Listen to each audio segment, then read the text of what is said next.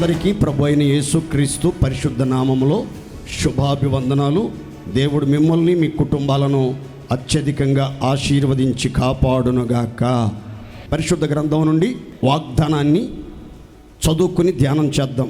నేను ఈ ఆగస్టు నెల కొరకు ప్రార్థన చేసినప్పుడు ప్రభు నాకు బయలుపరిచిన, ప్రభు నా హృదయాన్ని ప్రేరేపించిన ఒక అమూల్యమైన శుభవాగ్దానం చదువుకుని ధ్యానం చేద్దాం.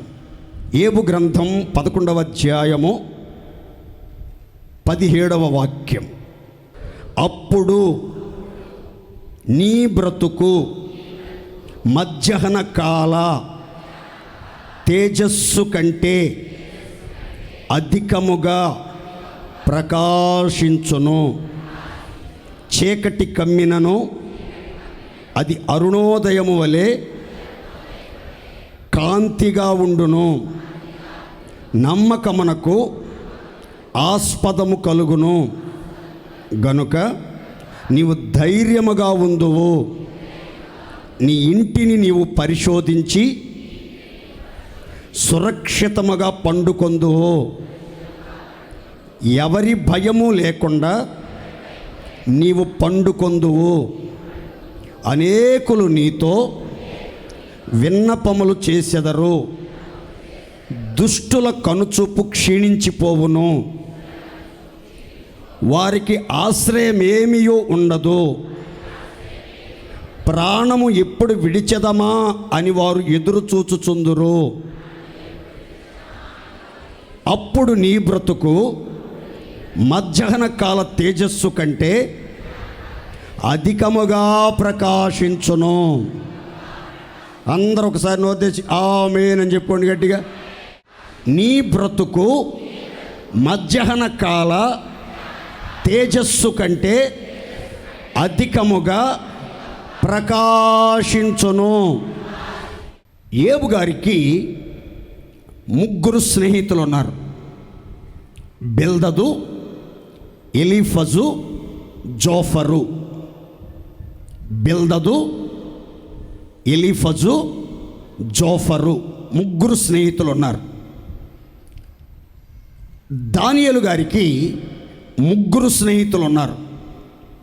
షడ్రకు, మెషకు, అబెద్నెగో. యేసుక్రీస్తు వారికి కూడా అత్యంత సన్నిహితులైనటువంటి 3 స్నేహితులు ఉన్నారు. పేతురు, యోహాను, యాకోబు. పరిశుద్ధ గ్రంథం బైబిల్లో ఆధ్యాత్మిక మార్గాల్లో నడిపించబడుతున్న వారందరూ సృష్టికర్త అయిన దైవాన్ని ఆశ్రయించి ఆరాధించి అనుసరించే వారందరూ కూడా కొంతమంది స్నేహితులతో కలిసి భక్తి మార్గములో ముక్తి కోసం యాత్ర చేసినట్లుగా పరిశుద్ధ గ్రంథం చెప్తుంది. యోబు గారికి ఉన్న 3 స్నేహితులు కూడా చాలా భక్తి కలిగినటువంటి వారిగా మనకి కొన్ని అధ్యాయాలలో కనబడతారు. దేవుడు నీతిమంతుల్ని చూడకపోడు, యథార్థవంతులను విడిచిపెట్టడు, దుష్టులను దుర్మార్గులను శిక్షిస్తాడు అని ఒక సిద్ధాంతాన్ని నమ్మినటువంటి వారు యోబు గారి యొక్క స్నేహితులు. యోబు స్నేహితులలో ఒకడైనటువంటి బిల్దదు యోబు దగ్గరకు వచ్చి మాట్లాడుతున్నాడు. భయముతో, నిరాశతో, ఒంటరితనముతో, వ్యాధి బాధతో, అందరికీ దూరమై, అన్నిటికీ దూరమై, నిరాశల చెరలో నిట్టూర్పులు విడుస్తూ, వ్యాధితో మొత్తబడి దుర్భరమైన స్థితిలో దురవస్థను అనుభవిస్తూ ఆవేదన చెందుతూ యథార్థత విడిచిపెట్టకుండా నీతిని గట్టిగా పట్టుకుని వినయ భయభక్తులు కలిగి చెడుతనమంతా విసర్జించి న్యాయవంతుడుగా, విశ్వాస యోధుడుగా, నిరీక్షణ కలిగిన వ్యక్తిగా సాగిపోతూ భక్తి మార్గములో ఒక క్రొత్త వరవడిని సృజించినటువంటి ఏబు దగ్గరికి వచ్చి, ఏబు ప్రాణ స్నేహితుల్లో ఒకడైన బిల్దదు ఏబుని ప్రోత్సహిస్తూ, బలపరుస్తూ, ధైర్యపరుస్తూ చెప్తున్నటువంటి మాట, ఏబు, నీ మనసును నువ్వు తిన్నగా నిలుపుకున్నట్లయితే, నీ చేతిలో పాపమున్నట చూచి దాన్ని క్షణాల్లో విడిచిపెట్టినట్లయితే, నీ గుడారములో దుర్మార్గతను దూరంగా తోలివేసినట్లయితే, అప్పుడు నీ బ్రతుకు దేవుడు ఎలా మారుస్తాడో తెలుసా? మధ్యాహ్న కాల తేజస్సు కంటే అధికముగా ప్రకాశింపజేస్తాడు. దేవునికి మహిమ కలుగునగాక. పరిశుద్ధ గ్రంథములో ఉన్న వేలాది వాగ్దానాలు ఆత్మ సంబంధులు పలికారు, ప్రవక్తలు పలికారు, పరిశుద్ధులు పలికారు. దేవుడు స్వయంగా భక్తులతో దర్శనమిచ్చి ప్రత్యక్షమై మాట్లాడాడు. ఇలా ఆయా సందర్భాలలో, సమయాలలో ఆత్మీయుల ద్వారా, పరిశుద్ధుల ద్వారా, ప్రార్థనా పరుల ద్వారా, శ్రేయోభిలాషుల ద్వారా కొన్ని మాటలు వాగ్దానపు ఓటలుగా అందించబడటం, ఆ వాగ్దానాల ద్వారా వాళ్ళు ఊరట పొంది, వాళ్ళు బలపరచబడి, ధైర్యపరచబడి, మేలులు పొందుకొని చరిత్ర పుటల్లో ఆశీర్వాదానికి ఆస్పదంగా నిలిచినట్లుగా మనం బైబిల్లో గమనిస్తాం. ఈ బిల్దదు ఏబుతో చెప్పిన ఈ వాగ్దానం ఏబుకు మాత్రమే కాకుండా నేటి క్రైస్తవ సమాజానికి కూడా ఎంతో ఆశీర్వాదకరమైనటువంటి వాగ్దానం. చాలామంది జీవిత పయనంలో ప్రతిరోజు ఆలోచించేది ఏంటంటే, నా బ్రతుకు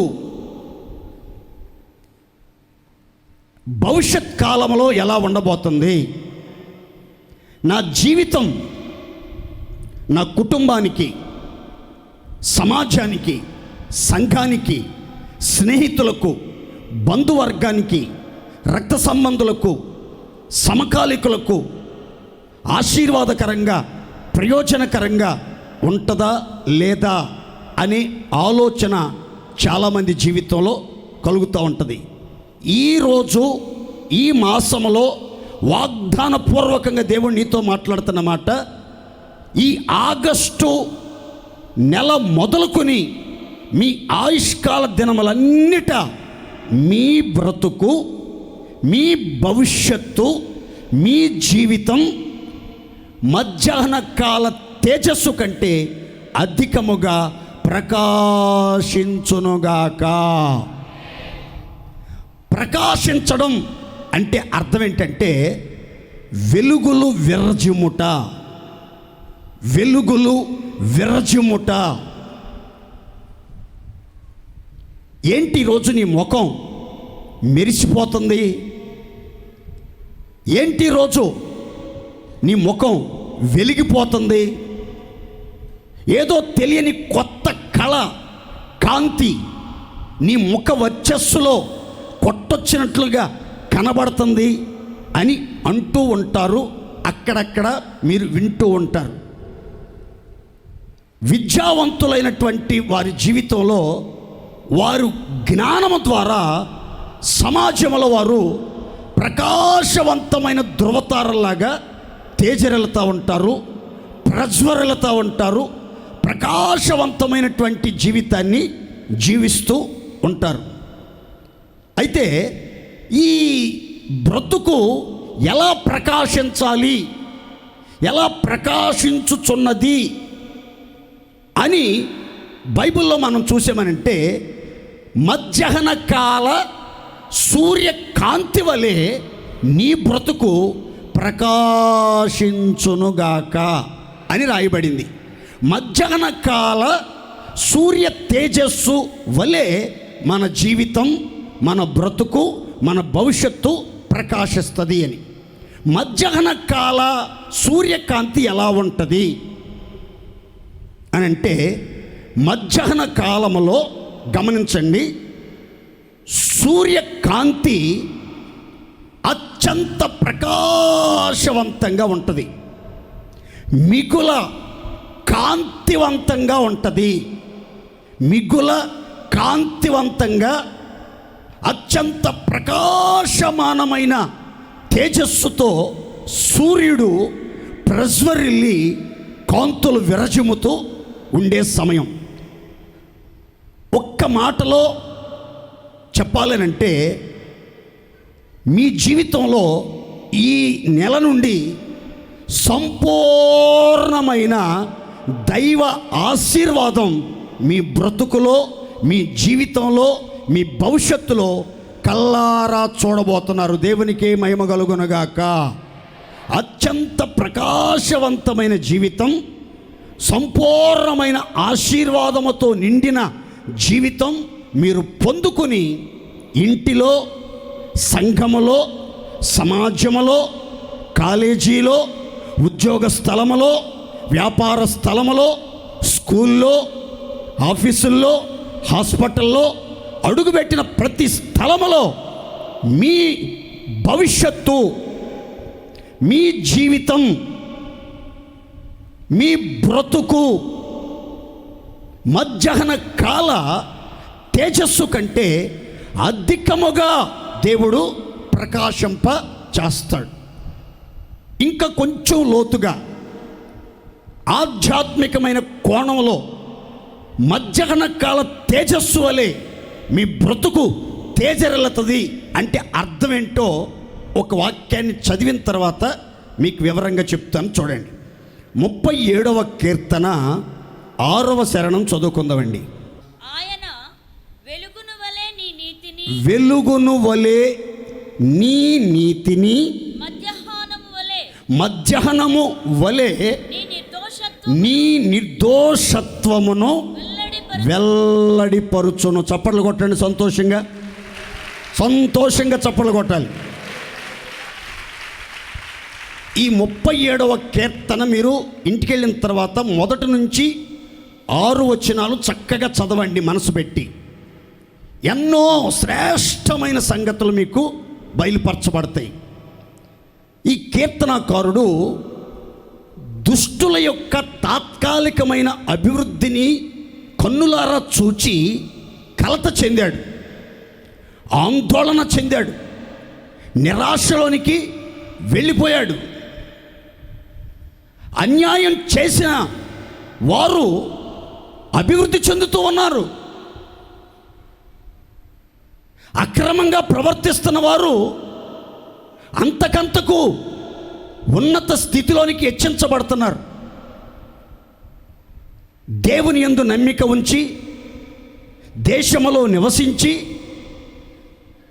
అందరికీ మేలు చేయుచు, సత్యమును అనుసరించుచు, దేవుణ్ణి బట్టి సంతోషిస్తూ ఉన్నవారి కంటే అపవిత్రులు, అన్యాయస్తులు, అక్రమకారులు, దుష్టులు, దుర్మార్గులు, దేవుడు లేడని చెప్పేవాళ్ళే ఎంతో ఉల్లాసభరితమైన జీవితం, ఉత్తమమైన జీవితం, అభివృద్ధి బాటలో ఆశీర్వాదకరంగా యాత్ర చేయుచుంటే కలత చెందిన ఓ భక్తుడి హృదయ వేదన ఏమిటి అని అంటే, ఎంతకాలం దుష్టులు అంతకంతకు అభివృద్ధి చెంది వర్ధిల్లుతారు, ఎంతకాలం ఈ అన్యాయాన్ని అనుభవించాలి, ఈ కీడు అనుభవించాలి, ఈ కష్టాలు అనుభవించాలి అని ఆవేదన చెందుతూ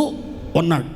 అలాగే ఆత్మీయ జీవితంలో విశ్వాసులుగా, పరిశుద్ధులుగా నడిపించబడుతున్న మన జీవితంలో కూడా కొన్నిసార్లు అపార్థాలు, అపనిందలు, అన్యాయాలతో ఒకవేళ మీ జీవితం నిండిపోయి ఉండవచ్చు. కానీ దేవుడు రైట్ టైంలో, సరి అయిన సమయంలో మీకు న్యాయం తీరుస్తాడు. మీ నిజాయితీని, మీ నిర్దోషత్వాన్ని, మీ నీతిని, మీ యథార్థతను, మీ పరిశుద్ధతను వెలుగులోనికి తీసుకొస్తాడు, వెల్లడిపరుస్తాడు. ఎలా?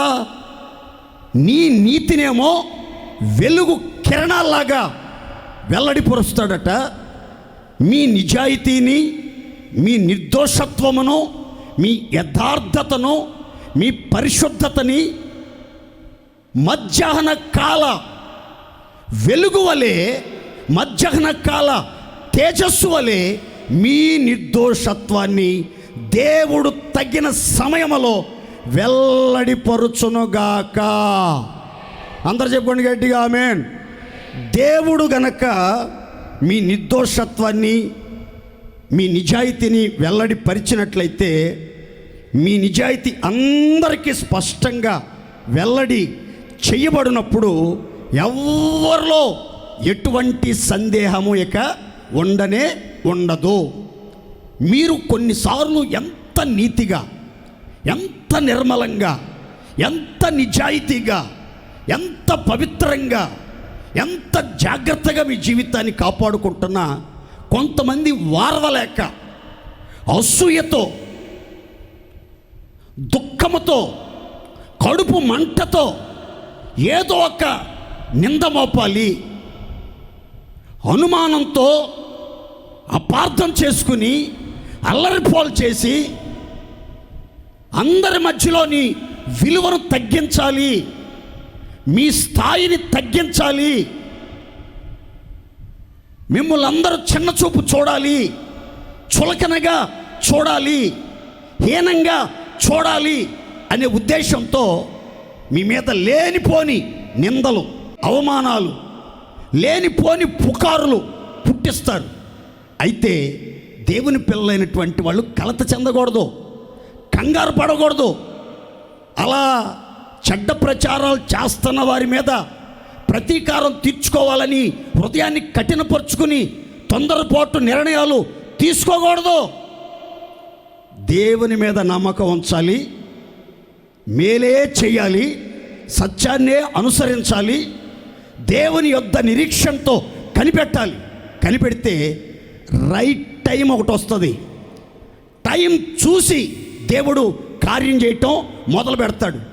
అందరూ ఉన్నప్పుడు, అన్ని రకాల మనస్తత్వాలు కలిగిన ప్రజలు సమకూర్చబడినప్పుడు, అన్యజనులు, ఆత్మీయులు, శత్రువులు, మిత్రులు, విరోధులు, దుర్భాషలు మాట్లాడి దూషణ మాటలు పలికేవారి మధ్యలో సడన్గా దేవుడు ఏం చేస్తాడు తెలుసండి?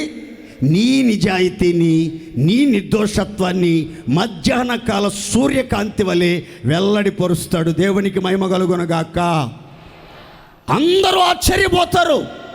అరే రే రే రే రే, అన్యాయంగా మాట్లాడేసామే, అన్యాయంగా నింద మోపేసామే, అన్యాయంగా నోరు జారేమే, అన్యాయంగా బురద జల్లేమే, అన్యాయంగా శుద్ధుల హృదయాన్ని గాయపరిచేమే అని బాధపడతారు, పశ్చాత్తాపడతారు, క్షమాపణ కోరుకుంటారు. అంత మాత్రం కాకుండా ఎంతో కాలంగా మీ మీద వారికి ఉన్నటువంటి చెడు అభిప్రాయాలన్నీ ఒక్కసారి మంచు ఎగిరిపోవునట్లుగా, మేఘం తొలగిపోవునట్లుగా తొలగిపోయి అందరూ మిమ్మల్ని అర్థం చేసుకుని ప్రేమించి మీతో కలిసి మిమ్మల్ని ఎంతో గౌరవంగా, ఘనంగా చూచేటట్లుగా ఈ ఆగస్టు నెలలో దేవుడు చెప్తున్నాడు, నీ బ్రతుకు మధ్యాహ్న కాల తేజస్సు కంటే అధికముగా ప్రకాశించునుగాక. మీ నిర్దోషత్వము, మీ నిజాయితీ మధ్యాహ్న కాల సూర్యకాంతి వలె అందరి ఎదుట వెల్లడిపరచబడునుగాక. అందరు సంతోషం చెప్పండి గట్టిగా ఆమేన్. ఖచ్చితంగా మీ మీద ఉన్నటువంటి చెడు అభిప్రాయాలన్నీ తొలగిపోతాయి. మంచి అభిప్రాయం, మానవత్వపు విలువలు కలిగి నిన్నుగా అర్థం చేసుకుని నిన్నుగా ప్రేమించేటట్లు మీ భవిష్యత్తు దేవుడు ప్రకాశవంతంగా మారుస్తాడు. మీ మనుగడ మరో మలుపు తిరుగునుగాక. అలా దేవుడు మీ బ్రతుకును మధ్యాహ్న కాల తేజస్సు కంటే అధికంగా ప్రకాశింపజేసినప్పుడు ఏం జరిగిందో తెలుసా అండి? ఒకవేళ మీ జీవితంలో ఏదైనా చీకటి కమ్మినా సరే, ఆ చీకటి ఎలా ఉంటుందంటే అరుణోదయము వలె కాంతివంతంగా, ప్రకాశవంతంగా, మహిమకరంగా ఉండేటట్లుగా దేవుడు సహాయం చేస్తాడు. యథార్థవంతులైనటువంటి మీకు చీకట్లో కూడా వెలుగు పుట్టునుగాక. అందరూ విశ్వాసంతో ఆమేన్ చెప్పాలి, గట్టిగా ఆమేన్. ఒకవేళ విశ్వాస యాత్రలో మీకు తెలియకుండానే కొన్నిసార్లు చీకటి క్రియలు, చీకటి అనుభవాలు, దుఃఖం కావచ్చు, నిరాశ కావచ్చు, అపజయం కావచ్చు, ఆవేదన కావచ్చు, శ్రమ కావచ్చు, శోధన కావచ్చు, ఒకవేళ కమ్మినా సరే ఆ చీకటి యొక్క ప్రభావం నీ మీద ఏ మాత్రము పని చేయకుండా దేవుడు ఆ చీకటిని కూడా ఎలా చేస్తాడంటే అరుణోదయంలాగా మార్చేస్తాడండి.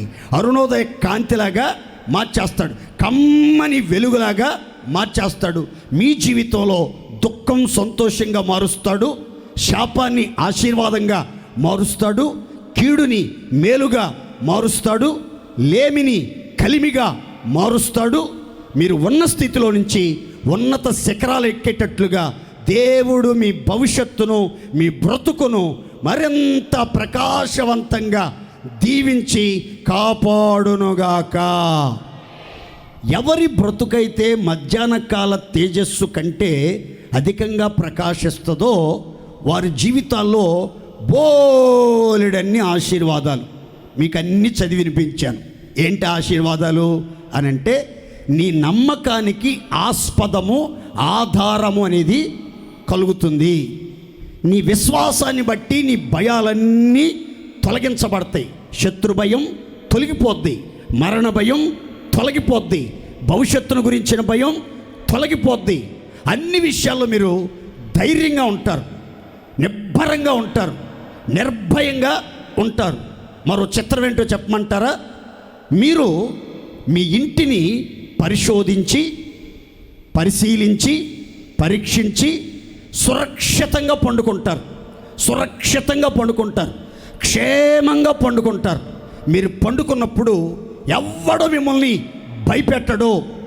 ఎలాంటి పీడకలలు, కలవరింతలు, భయంకరమైన దృశ్యాలు కనబడకుండా, భయం మీ గుండెల్లోనికి జ్వరబడకుండా, అన్ని విషయాల్లో ఎవరి భయము లేకుండా మీరు ధైర్యంగా ఉంటారు, సురక్షితంగా ఉంటారు, చక్కగా విశ్రాంతి తీసుకుంటారు.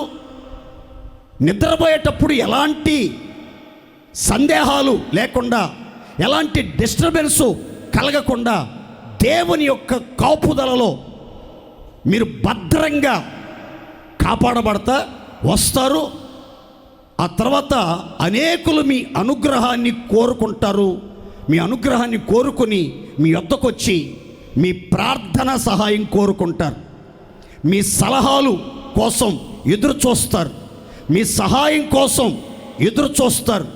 అనేకులు మీతో విన్నపాలు చేస్తారు. అంటే అనేకుల దగ్గర మీకు గౌరవం దక్కుతుంది, అరుదైన గౌరవం దక్కుతుంది, ఘనత దక్కుతుంది, మర్యాద దక్కుతుంది. ఎన్నో శ్రేష్టమైనటువంటి కార్యాలు జరుగుతాయి. ఈ కార్యాలన్నీ జరగాలనంటే ఒకటే గుర్తుపెట్టుకోవాలి, మీ బ్రతుకు మధ్యాహ్న కాల తేజస్సు కంటే అధికంగా ప్రకాశిస్తే ఇన్ని ఆశీర్వాదాలు మీ సొంతమవుతాయి. మీ బ్రతుకు చాలా దీవెనకరంగా మార్చబడుతుంది. దేవునికి మహిమ కలుగునుగాక. అయితే ఈ పూట నేను చెప్పాలనుకున్న సందేశం, ప్రభు నన్ను ప్రేరేపించిన వర్తమానం ఏంటంటే, ఎప్పుడు ఒక దైవ సేవకుడుగా నా బ్రతుకు మధ్యాహ్న కాల సూర్యకాంతి కంటే అధికంగా ప్రకాశిస్తుంది. ఎప్పుడు విశ్వాసులుగా,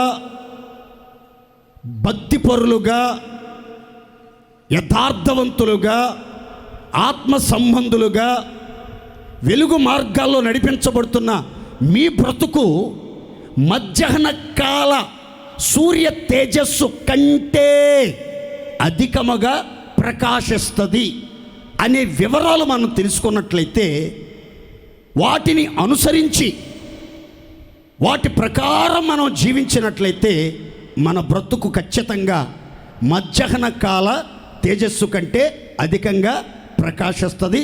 అప్పుడు ఈ దీవెనలన్నీ మన మీదకి వచ్చి మనకి ప్రాప్తించునుగాక. 5 మాటలు క్లుప్తంగా బహు వివరంగా చెప్తాను, జాగ్రత్తగా వినండి. ఎవరి బ్రతుకు ప్రకాశిస్తుంది? మన బ్రతుకు ప్రకాశవంతంగా మార్చబడాలి అంటే మనం అనుసరించవలసిన మార్గాలు ఏమై ఉన్నాయి అనే వివరాలు చెప్తాను. అన్ని మాటల్లో చాలా స్పష్టంగా బహు వివరంగా చెప్తాను, అందరు జాగ్రత్తగా వినండి. మొదటి మాట, దానియేలు గ్రంథం 12వ అధ్యాయము 10వ వాక్యాన్ని చదువుకుందామండి. అనేకులు తమ్మును తాము శుద్ధిపరుచుకొని ప్రకాశమానులను నిర్మలులను అగుదురు. మొదటి మాట, ఎవరి జీవితం, ఎవరి బ్రతుకు, ఎవరి కుటుంబం, ఎవరి సంఘం, ఎవరి పట్టణం ప్రకాశవంతంగా మార్చబడుతుంది, నిర్మలులుగా తీర్చిదిద్దబడతారు. మచ్చలేని మహిమగల తెల్లదనం కలిగి మిగుల తెల్లగా కాంతివంతంగా కనబడతారు అనంటే, ప్రవక్త, ప్రార్థనాపరుడు దానియేలు చెప్తున్నటువంటి మాట, అంచె దినములలో రక్షణ పొందిన దేవుని పిల్లలలో, ఆత్మ సంబంధులైన దేవుని ప్రియులలో అనేకులు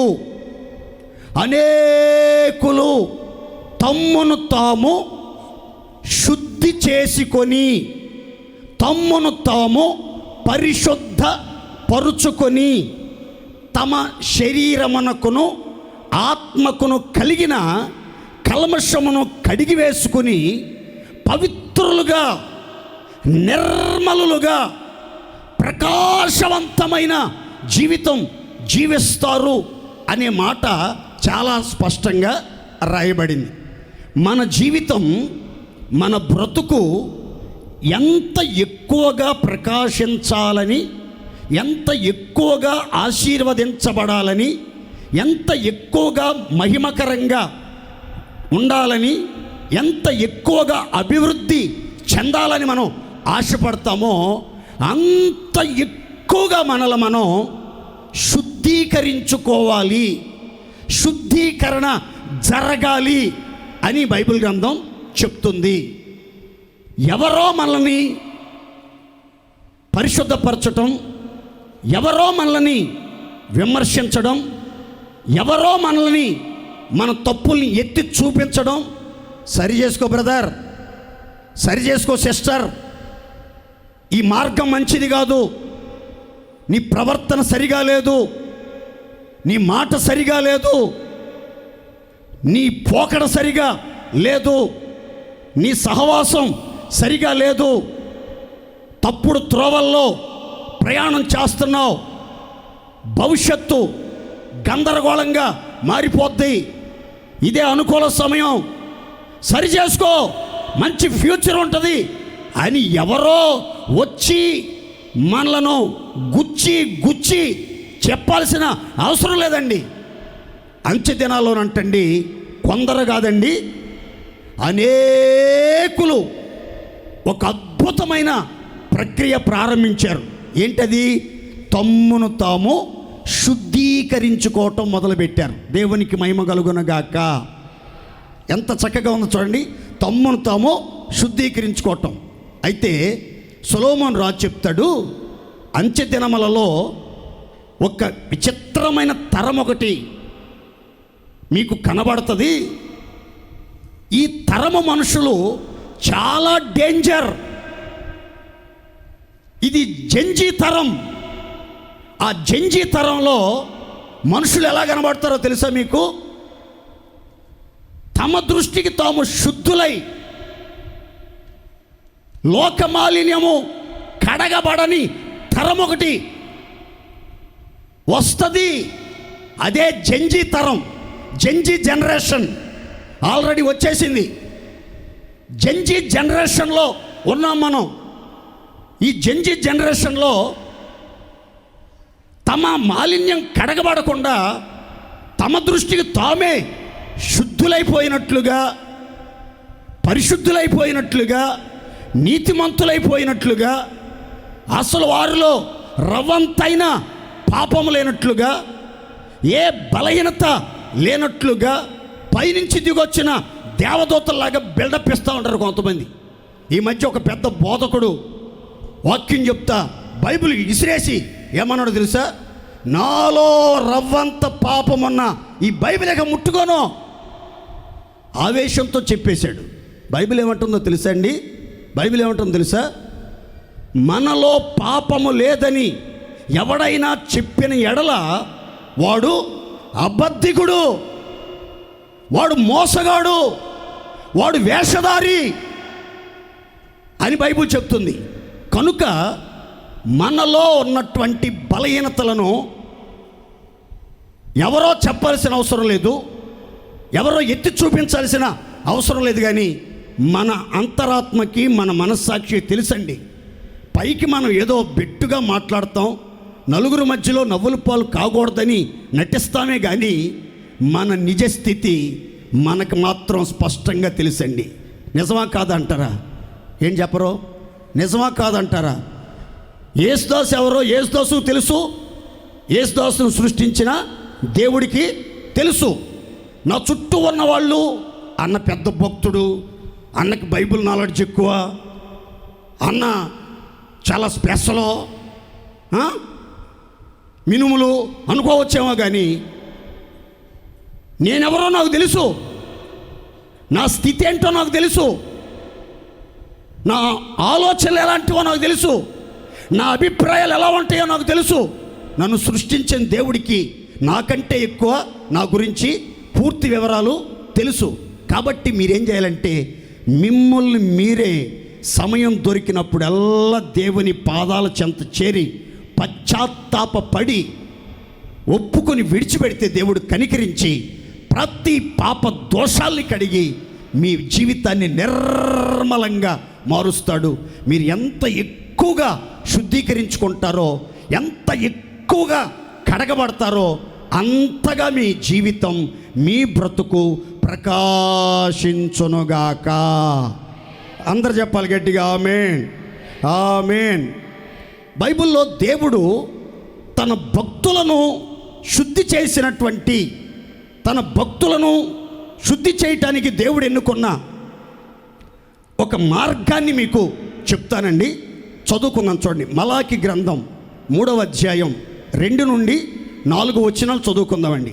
ఆయన కంసాలి అగ్ని వంటివాడు, చాకలివాని సబ్బు వంటివాడు, వెండిని శోధించి నిర్మలము చేయువాడైనట్లు కూర్చొని ఉండును.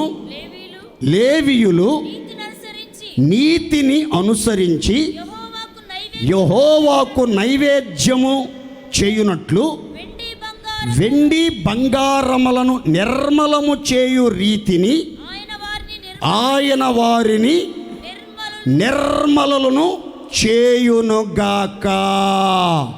అందరూ చప్పట్లు కొట్టండి సంతోషంగా.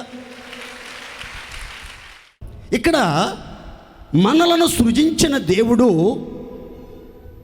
ఆయన భక్తులమైన మనలను, ఆయనకి నైవేద్యం అర్పించే మనలను, ఆయన ఆరాధించే మనలను, ఆయనను అనుసరించే మనలను, ఆయనలో ఆనందించే మనలను, ఆయన సన్నిధికి నైవేద్యాలు తీసుకుని వస్తున్న మనలను పరిశుద్ధులుగా చూడాలని ఆశపడుతున్నాడు. మనం పరిశుద్ధపరచబడితేనే మన నైవేద్యం దేవునికి ఇంపుగా ఉంటుంది, అంగీకార యోగ్యంగా ఉంటుంది. కాబట్టి ఆయన భక్తులు అర్పించే నైవేద్యాలను అంగీకరించడానికి ముందుగా ఆయన భక్తుల్ని పరిశుద్ధపరచాలని కోరుకున్నాడు. ఎలా? 2 ఉదాహరణలు అక్కడ రాయబడ్డాయి. ఒకటేమో కంసాలి అగ్ని వంటి వాడు మన దేవుడు. నోరుతో చెప్పండి ఒకసారి సంతోషంగా, కంసాలి అగ్ని. రెండోది చాకలివాడి సబ్బు వంటి వాడు. సాకలివాని వంటి వాడు కాదు, సాకలివాని సబ్బు వంటి వాడు.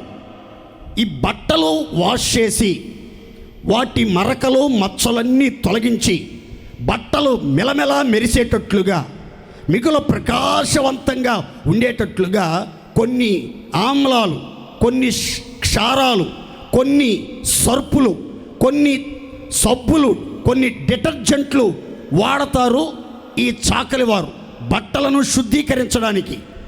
అయితే వాళ్ళ యొక్క ఉద్దేశం ఏంటంటే ఆ సబ్బు ఎంత విలువైంది అనేది ముఖ్యం కాదు, ఆ సబ్బు ద్వారా ఆ మరక, ఆ మురికి, ఆ మచ్చ తొలగిపోతుందా లేదా అని. దేవుడు కూడా ఆ సబ్బులాగా పనిచేసి మనలో ఉన్న మురికి, మనలో ఉన్న మచ్చలు, మనలో ఉన్న మాలిన్యం, అపవిత్రత అంతా కడిగి మనను నిర్మలులుగా మార్చాలని కోరుకుని కూర్చున్నాడు. బట్టలు ఉతికేవాడు కూర్చున్నట్లుగా కూర్చున్నాడు. కంసాలి వెండి బంగారములను శుద్ధి చేయటానికి కంసాలి ఆ యొక్క కొలిమి దగ్గర కూర్చున్నట్లుగా కూర్చున్నాడు అని బైబిల్ చెప్తుంది. ఎవరిని దేవుడు శుద్ధి చేయాలని, నిర్మలులుగా మార్చాలని కూర్చున్నాడు, క్రియ చేస్తున్నాడు అని అంటే బైబిల్ చెప్తుంది, లేవీయులు నీతిని అనుసరించి ఆయనకు నైవేద్యము చేయునట్లు, వారు చేయు నైవేద్యము ఆయనకు ఇంపుగా ఉండునట్లుగా ఆయన వారిని వెండి బంగారములను శోధించి నిర్మలము చేయునట్లుగా వారందరినీ నిర్మలులుగా పరిశుద్ధులుగా చేసి వారిని ప్రకాశింపజేస్తున్నాడు. దేవుని స్తోత్ర. గట్టిగా చెప్పాలి అందరు చేతులెత్తి. ఇప్పుడు చూడండి, వెండి బంగారాలని ఎలా కంసాలి నిర్మలం చేస్తాడో ఆ 2 మాటలు మీకు క్లుప్తంగా వివరంగా చెప్తాను. చూడండి, కీర్తనలో రాసిన చక్కని మాట ఏంటంటే, మట్టి మూసలో 7 మారులు ఊది కరిగినంత వెండి అంత పవిత్రములు. మట్టి మూసలో 7 మారులు ఊది కరిగినంత వెండి అంత పవిత్రము. వెండిలో ఉన్న మస్టును తొలగించడానికి, వెండిని ఒక పాత్రగా సిద్ధపరచడానికి ఆ కంసాలి తీసుకునే ప్రత్యేకమైన శ్రద్ధ ఏంటంటే, మట్టి మూసలో పెడతాడు ఈ వెండి తీసుకుని వెళ్ళి, ఆ తర్వాత నెమ్మదిగా ఊదుతూ ఉంటాడు. ఆ ఊదేటప్పుడు అందులో ఉన్న మస్ట్ అంతా కరగటం మొదలవుతుంది. కరిగి కరిగి కరిగి కరిగి ఎన్నిసార్లు కరగబెడతాడు, ఎన్నిసార్లు ఊదుతూ ఉంటాడు ఆ మట్టి మోసలో ఉన్న వెండిని అని అంటే 7 సార్లు. అంటే సంపూర్ణంగా ఆ వెండిలో ఉన్న మస్ట్ అంతా తొలగిపోయేదాకా, పరిపూర్ణంగా ఆ మస్ట్ అంతా కరిగిపోయి బయటికి వచ్చేదాకా ఆ కంసాలి ఆ మట్టి మోసలో వెండిని కరగబెట్టి ఊది ఊది మస్టంతా తొలగించినప్పుడు ఆ వెండి తళతళ తళతళ తళతళ మెరిసేటట్లుగా, ప్రకాశవంతంగా, నిర్మలంగా మారేటట్లుగా సిద్ధపరచబడుతుంది. అలాగే మన దేవుడు కూడా మనలను ఒక వెండిలాగా, వెండి ఆభరణంలాగా, వెండి పాత్రలాగా, వెండి ఆయుధంలాగా మనల్ని చూస్తున్నాడు. మనలో ఏ మస్టు మలినం ఉండకుండా మనం ఆయనకి ఇంపైన నైవేద్యంగా ఉండేటట్లుగా ఆయన మనలను అగ్ని చేత శోధించి మనలో ఉన్న మొష్టంతా తొలగించి మనలను నిర్మలులుగా మార్చునుగాక. రెండవ మార్గం ఒక చక్కని మార్గం మీకు వివరంగా చెప్తాను, చదువుకుందాం. చూడండి, 66వ కీర్తన 10 నుండి కొన్ని శరణాలు చదువుకుందాం. అందులో అవుట్లైన్స్ మాత్రమే చెప్పి నేను ముందుకెళ్తాను. చూడండి, నీవు మమ్మును పరిశీలించు, వెండిని నిర్మలము చేయు రీతిగా మమ్మును నిర్మలులను చేసి ఉన్నావు. ఈ మాటలన్నీ అండర్లైన్ చేసుకోండి. నీవు మమ్మల్ని బందీ గృహంలో బంధించావు. మా నడుముల మీద అంటే మా మనస్సులలో గొప్ప భారాలు, భరించలేని భారాలు పెట్టితివి. మనుషులు మా నెత్తి మీదకెక్కి తొక్కేటట్లుగా చేసావు. మేము నిప్పుల్లోనూ నీళ్ళల్లోనూ పడ్డాం. తలపైకి చూడండి, దేవుడు తన భక్తులను, తనకు నైవేద్యం చేసేవారిని, తనను ఆరాధించేవారిని, తనను హత్తుకున్న వారిని, నీతిని అనుసరించి నిజాయితీగా జీవిస్తున్న వారిని పరిశుద్ధపరచడానికి ఎన్నుకున్న మార్గం, మరొక మార్గం ఇక్కడ చెప్తున్నాను. మనల్ని పరిశుద్ధపరచడానికి దేవుడు ఏం చేస్తాడో తెలుసా? కొన్ని సందర్భాల్లో బందీ గృహంలో బంధించేస్తాడు. ఎక్కడండి? బందీ గృహం అంటే జైల్లో కాదు, జైల్లో కాదు, ఒక ప్రత్యేకమైన గదిలో బంధించేస్తాడు. అంటే బయటికి రాకుండా చేస్తాడు, వెలుగును చూడకుండా చేస్తాడు. ఫర్ ఎగ్జాంపుల్, యోనాని కనుక 3 రాత్రి మగళ్ళు ఎక్కడ పెట్టాడు? దాంట్లోంచి బయటికి రాకుండా పాతాళ గడియలు వేయబడినట్లుగా బంధించేశాడు యోనాని. ఎక్కడ? తిమింగలం కడుపులో బంధించాడు. 3 రోజులు సూర్యుడిని చూడలేదు, ఫుడ్ లేదు, నీళ్లు లేవు, ఏం జరుగుతుందో తెలియదు, ఏమైపోతుందో తెలియదు. బతికే ఉన్నాడు, ఆక్సిజన్ వస్తానే ఉంది, ప్రార్థన చేస్తానే ఉన్నాడు, స్పృహలోనే ఉన్నాడు. కానీ ఎక్కడున్నాడు? బందీగో. బుద్ధి వచ్చేదాకా, మనస్సు మారేదాకా, పశ్చాత్తాప పడేదాకా, దేవునికి లోబడేదాకా బందీ గృహంలోనే ఉంచాడు, బందీ గృహంలోనే ఉంచాడు. అలాగే మన జీవితంలో కూడా కొన్నిసార్లు బంధించేస్తాడు దేవుడు.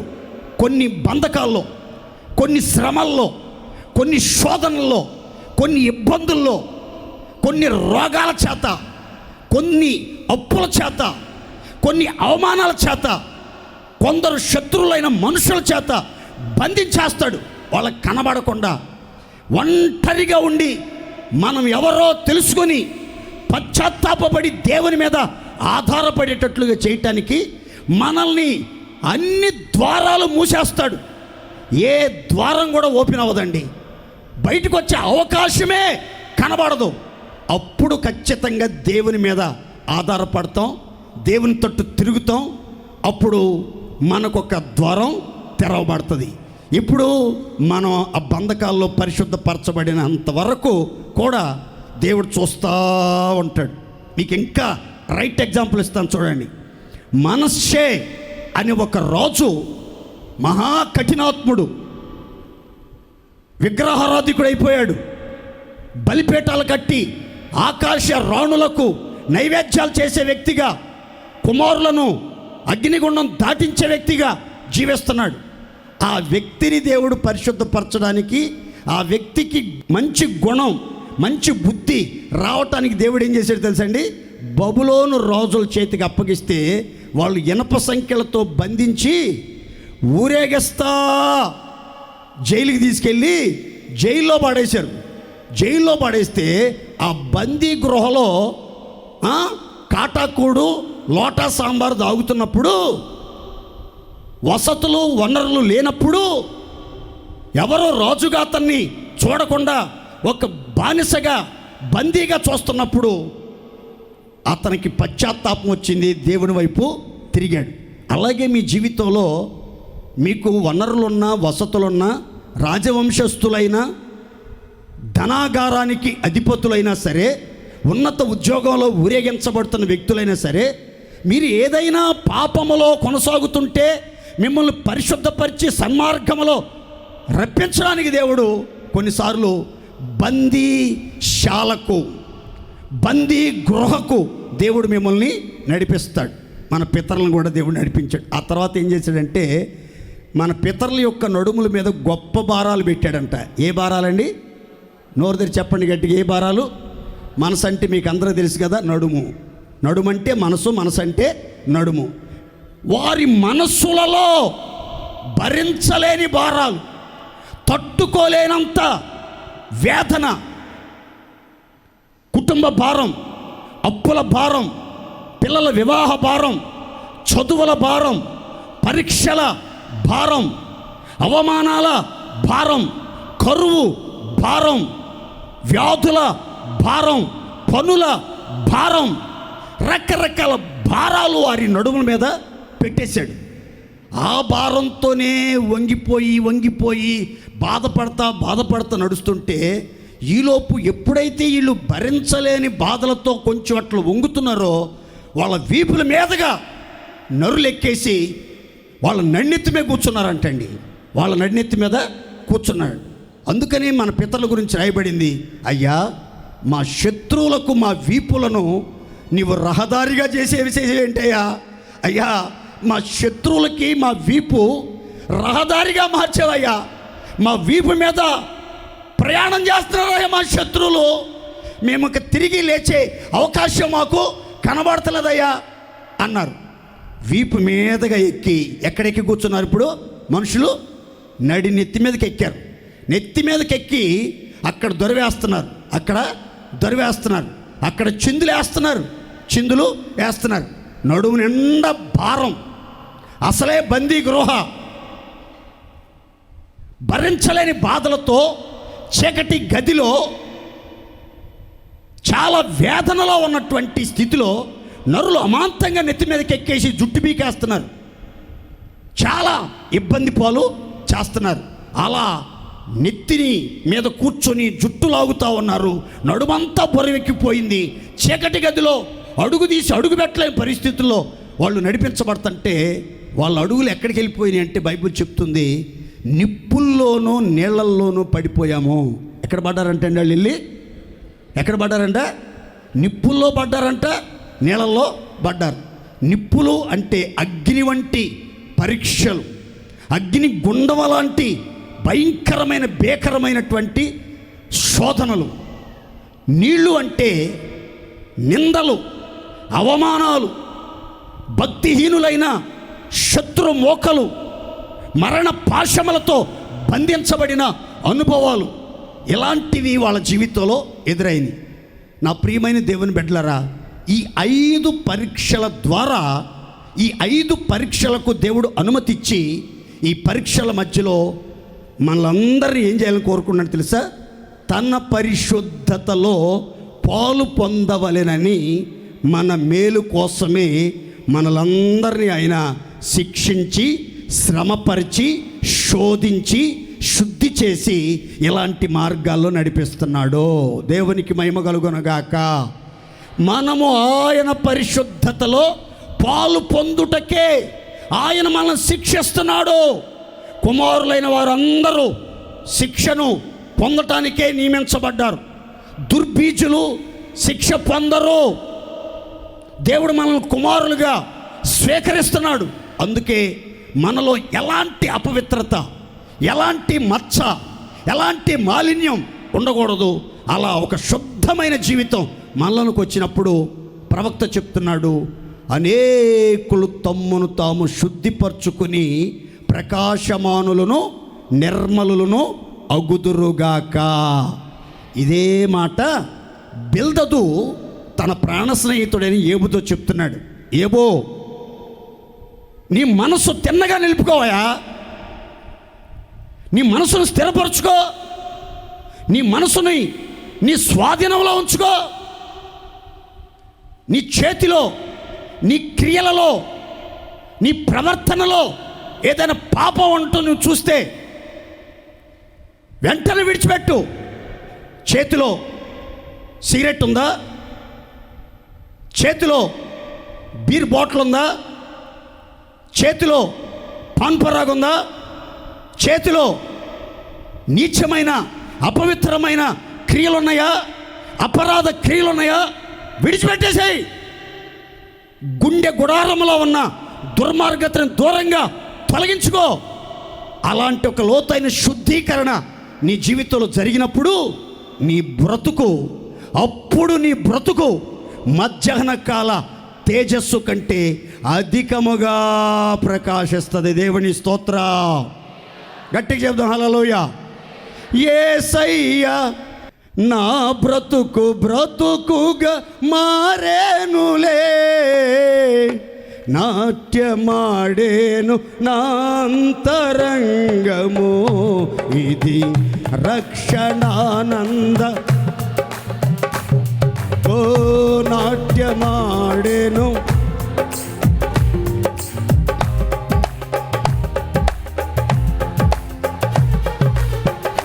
సుగుణాల స్తుతి గానాల. చప్పట్లు గట్టిగా. జీవింతును నిత్యము నీ నీడలో, మాటల మకరందము. జీవింతును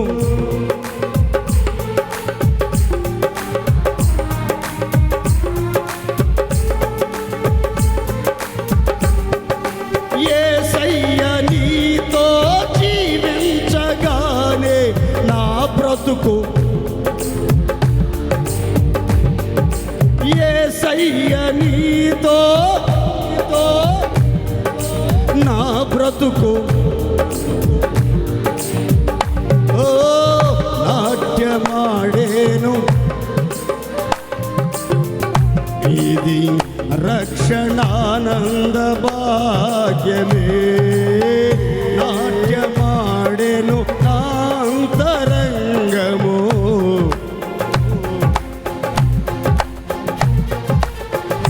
సుగుణాల స్తుతిగానాల వారసుడా. జీవింతును నిత్యం నీ నీడలో, ఆస్వాదింతును నీ మాటల మకరందము.